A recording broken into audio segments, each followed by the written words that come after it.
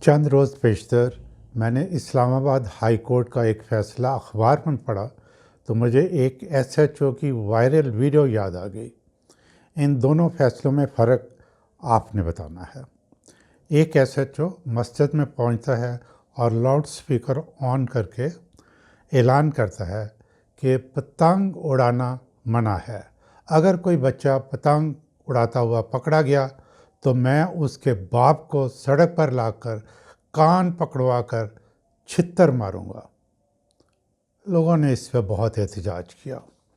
اسلام آباد high court کا فیصلہ یہ ہے کہ اگر کسی اسکول میں کوئی طالب علم منشیات استعمال کرتا ہوا پایا گیا تو اس اسکول کے پرنسپل کے خلاف کرمنل کیس بنایا جائے گا۔ یہ ہیں ہمارے معاشرے کی اقدار اور اخلاقیات۔